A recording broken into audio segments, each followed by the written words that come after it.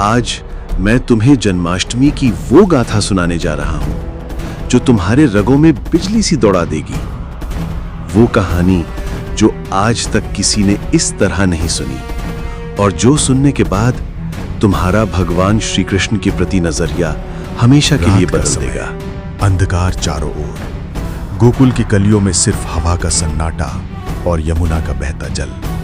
लेकिन इस सन्नाटे के बीच एक ऐसी गाथा जन्म लेने वाली थी जो आने वाले हजारों वर्षों तक हर इंसान के दिल में जगह बनाए रखेगी। तुमने हमेशा सुना होगा कृष्ण भगवान का जन्म मथुरा की जेल में हुआ, कंस का अत्याचार, वसुदेव देवकी गोकुल में बाल लीलाएं। लेकिन आज मैं तुम्हें वो कहानी सुनाऊंगा जो शास्त्रों में गूढ़ संकेत के रूप में छिपी है, जिसे सिर्फ कुछ साधक और तांत्रिक जानते हैं।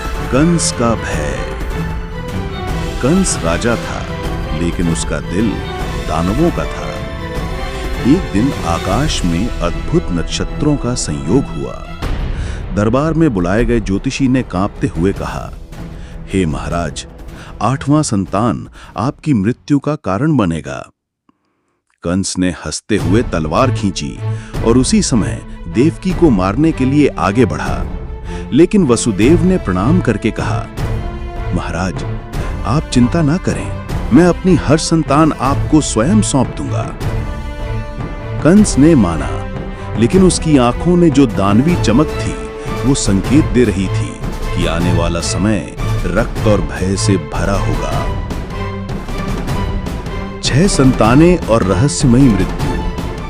पहली संतान हुई, मारी गई। दूसरी, तीसरी, छठी तक सबका वही अंत। लेकिन 7वें समय एक अजीब चमत्कार हुआ।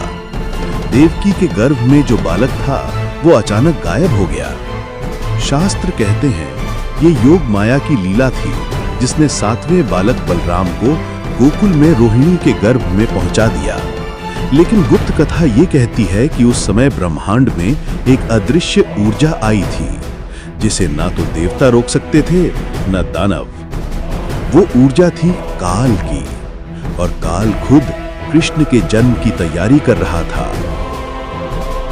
अष्टमी की रात, बिजली, बारिश और रक्त की गंध। अष्टमी की रात, आकाश में काले बादल, बिजली की कड़क, यमुना में बाढ़ और हवा में एक अजीब सी गंध, जैसे किसी अदृश्य युद्ध का रक्त रिस रहा हो।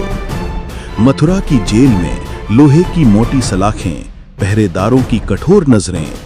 लेकिन जैसे ही आधी रात का समय आया, एक भयावह निस्तब्धता छा गई। पहरेदार मानो सम्मोहित हो गए, आंखें खुली लेकिन चेतना शून्य। कंस राजा था, लेकिन उसका दिल दानवों का था। एक दिन आकाश में अद्भुत नक्षत्रों का संयोग हुआ। दरबार में बुलाए गए ज्योतिषी ने कांपते हुए कहा, हे महाराज, 8वां संतान आपकी मृत्यु का कारण बनेगा। कंस ने हंसते हुए तलवार खींची और उसी समय देवकी को मारने के लिए आगे बढ़ा। लेकिन वसुदेव ने प्रणाम करके कहा, महाराज, आप चिंता ना करें, मैं अपनी हर संतान आपको स्वयं सौंप दूंगा। कंस ने माना, लेकिन उसकी आंखों में जो दानवी चमक थी वो संकेत दे रही थी कि आने वाला समय रक्त और भय से भरा होगा। 6 संतानें और रहस्यमयी मृत्यु। पहली संतान हुई, मारी गई। दूसरी, तीसरी, छठी तक सबका वही अंत। लेकिन 7वें समय एक अजीब चमत्कार हुआ। देवकी के गर्भ में जो बालक था वो अचानक गायब हो गया। शास्त्र कहते हैं ये योग माया की लीला थी जिसने 7वें बालक बलराम को गोकुल में रोहिणी के गर्भ में पहुंचा दिया। लेकिन गुप्त कथा ये कहती है कि उस समय ब्रह्मांड में एक अदृश्य ऊर्जा आई थी जिसे ना तो देवता रोक सकते थे न दानव। वो ऊर्जा थी काल की, और काल खुद कृष्ण के जन्म की तैयारी कर रहा था। अष्टमी की रात, बिजली, बारिश और रक्त की गंध। अष्टमी की रात, आकाश में काले बादल, बिजली की कड़क, यमुना में बाढ़ और हवा में एक अजीब सी गंध, जैसे किसी अदृश्य युद्ध का रक्त रिस रहा हो। मथुरा की जेल में लोहे की मोटी सलाखें, पहरेदारों की कठोर नजरें। लेकिन जैसे ही आधी रात का समय आया, एक भयावह निस्तब्धता छा गई। पहरेदार मानो सम्मोहित हो गए, आंखें खुली लेकिन चेतना शून्य।